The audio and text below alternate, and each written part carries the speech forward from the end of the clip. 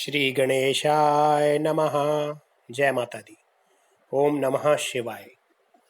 आप सभी का ज्योतिष ज्ञान से संबंधित इस चैनल में स्वागत है। हमारा आज का विषय है, क्या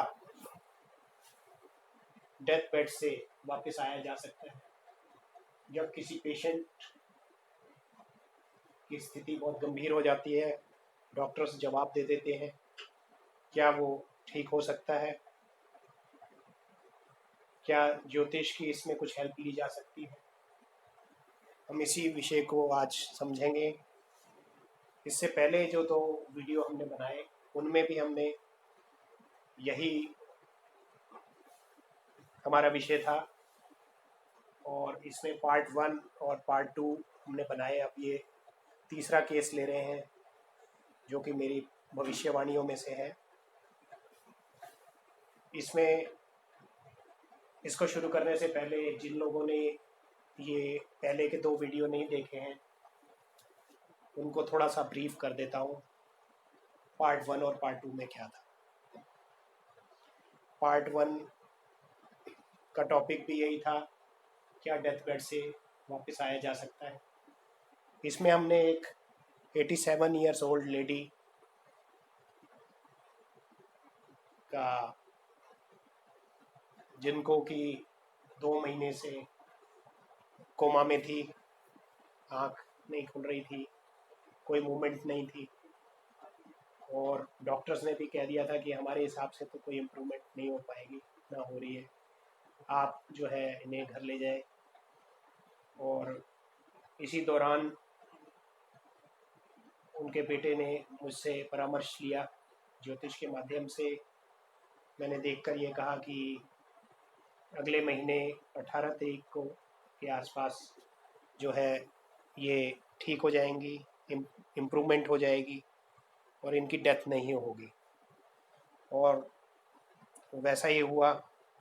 18 तारीख के आसपास ही उनकी आंखें भी खुल गई, उनको होश भी आ गया, और जो है एक तरह से वो ठीक हो गई काफ़ी।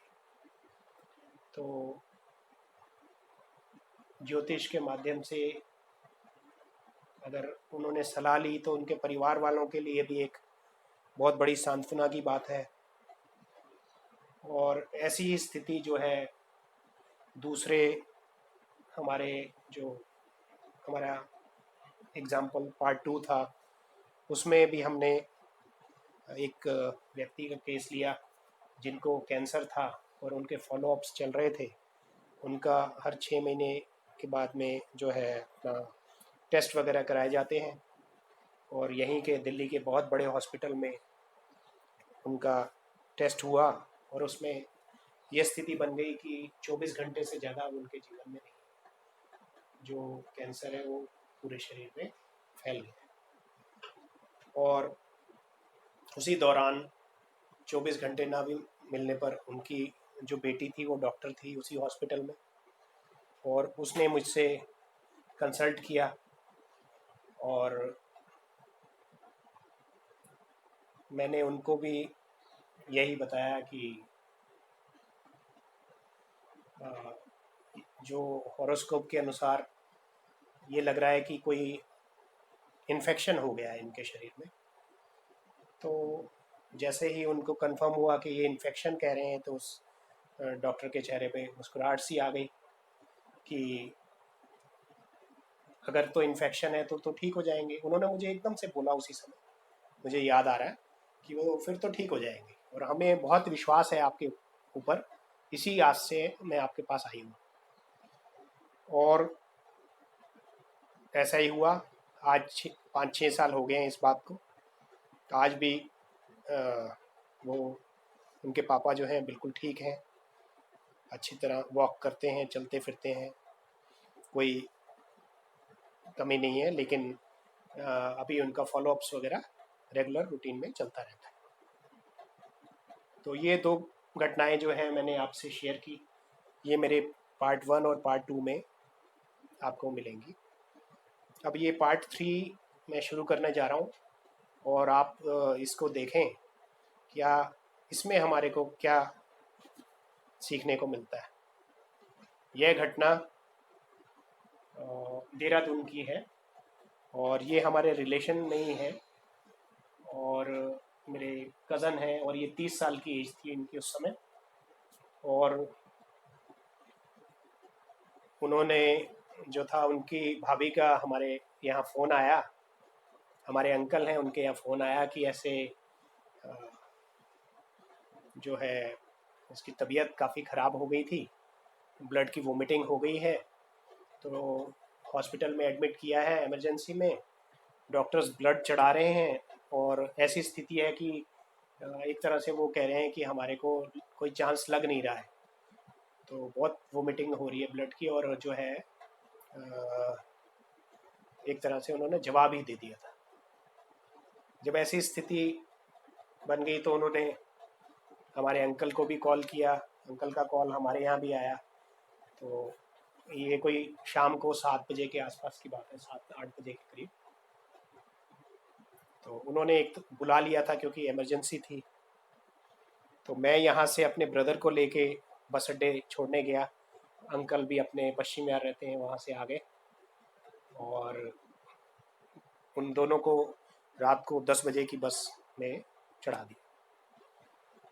और उसके बाद मेरे अंकल जो हैं वो मेरे से 2 साल ज्योतिष विद्या में सीनियर थे और उनको एक उनमें बहुत बड़ी खूबी है कि एक बार वो जिसका टाइम डेट ऑफ बर्थ वगैरह सुन लेते हैं वो याद कर लेते हैं। तो जो हमारा कज़न है उसकी टाइम डेट ऑफ बर्थ मेरे पास नहीं थी। मैंने अंकल से पूछा, अंकल आपको उसका जन्म समय, डेट ऑफ बर्थ और टाइम ऑफ बर्थ वगैरह पता है? तो अंकल ने कहा हाँ नोट करो। मैंने उसी समय नोट कर लिया और मैं घर आ गया, कोई 11:15 बजे के करीब मैं घर पहुंचा। और मेरी मदर भी काफ़ी चिंतित थी इस बात को लेकर। मैंने आते ही जो है कंप्यूटर खोला, उसका अपने कज़न का हॉरोस्कोप बनाया। तो हॉरोस्कोप बनाने के बाद में मैंने उसको स्टडी किया तो मुझे ये ज्ञात हुआ कि आज का जो दिन था उसी दिन मृत्यु तुल्य कष्ट वाला दिन था, यानी कि मृत्यु के समान कष्ट मिलेगा, ऐसी स्थिति बन रही थी। और मुझे दूसरी चीज़ जो समझ आ रही थी वो ये आ रही थी कि अगले दिन, अगली मॉर्निंग जो है वो स्थिति चेंज हो जाएगी और जो है वो बच जाएगा। लगभग 12 बजे का समय था। मैंने अपनी मदर को उठाया और माँ से कहा कि वो सो गई थी कि ऐसा मैंने देखा है कि आज तो मृत्यु हो सकती थी लेकिन कल जो है सुबह ये ठीक हो जाएगा। उसके बाद में रात इंतज़ार करते रहे। सुबह क्योंकि 6-7 घंटे का दिल्ली से सफ़र है, भाई वगैरह भी हमारे जो हैं वो भी 5 बजे के करीब सुबह वहाँ पहुँचे होंगे देहरादून, फिर उसके बाद हॉस्पिटल गए होंगे। तो मैंने आराम से 11 बजे के करीब उनको कॉल किया और मेरी जब बात हुई तो मुझे ये बताया कि फ़ोन पे ब्रदर ने बताया कि ऐसे कल जो था वो जवाब दे दिया था डॉक्टर्स ने, क्योंकि बहुत ज़्यादा ब्लड से वोमिटिंग हो गई थी। और आज जो है उन्होंने सुबह डिक्लेयर किया है कि वो बिल्कुल ठीक है और आप घर ले जा सकते हैं, वो डिस्चार्ज हम करा रहे हैं उसको। तो ऐसी स्थिति बनी और ये सुनकर मुझे बहुत हर्ष हुआ और गर्व भी हुआ अपनी विद्या पर। और आज मैं आपसे ये शेयर कर रहा हूँ और आप इस जो भी ये घटना हुई, अब इससे आप खुद एक, आपका भी एक अनुभव ही हो गया कि आप इसको देख सकते हैं कि इससे जो है क्या लाभ उठाया जा सकता है। क्योंकि ये सारा जो था डॉक्टर्स के हिसाब से तो उन्होंने हाथ खड़े कर दिए थे कि अब हमारे हिसाब से तो कुछ नहीं है।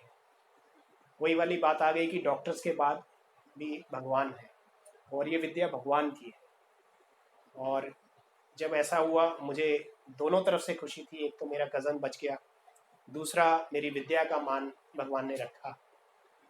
और अब इससे हमारा जो तीनों वीडियो हमने देखे हैं तीनों में हमने ये देखा है कि ज्योतिष की अगर हमें सही समय पे, ऐसे समय में जबकि डॉक्टर्स भी जवाब दे दें, और ऐसे समय में हमें जो है ज्योतिष का सहारा मिल जाए, अगर सही तरीके से कोई ज्योतिष का ज्ञानी व्यक्ति अगर हमें मिल जाता है जो सही मार्गदर्शन कर देता है, तो व्यक्ति बच सकता है। तो मेरा ये वीडियो बनाने का उद्देश्य यही है कि ऐसी स्थिति में कब कब हम ज्योतिष का सहारा ले सकते हैं। उनमें से ये भी सबसे इम्पोर्टेंट है कि जब व्यक्ति चारों तरफ से निराश हो जाता है, डॉक्टर्स भी जब जवाब दे देते हैं, तो भी ज्योतिष के माध्यम से हम देख सकते हैं कि वो बच सकता है। ऐसा ही मेरी बहुत सारी प्रिडिक्शंस हो रही हैं, जिनमें से एक और प्रिडिक्शन है पार्ट 4, वो मैं अभी कल बनाने जा रहा हूँ। उसमें भी कुछ ऐसा ही है, और ये वीडियो बनाने के दौरान ही मेरी उनसे बात हुई थी जो ऐसा ही केस था बिल्कुल सेम, और वो मेरे से घर में मिलने आए थे। अभी उनसे मेरी बात हुई काफ़ी देर फ़ोन पर। उन्होंने वो सारी जो घटना घटी थी वो मेरे को दोबारा याद दिला दी है, और मैंने उनसे कहा कि मैं ये वीडियो भी बनाऊंगा। तो अगला मेरा जो वीडियो होगा पार्ट 4 होगा कि क्या डेथ बेड से हम रिकवर कर सकते हैं। और मैं अब आपसे ये दोबारा से अनुरोध करूंगा कि आप अपने प्रश्न जो हैं कमेंट बॉक्स में ज़रूर लिख कर दें, ताकि मैं उनका ज्योतिष के माध्यम से जो उचित जो भी कारण व निवारण है वो मैं आपको ज़रूर बता सकूँ। यह वीडियो देखने के लिए आपका बहुत बहुत धन्यवाद। जय माता दी।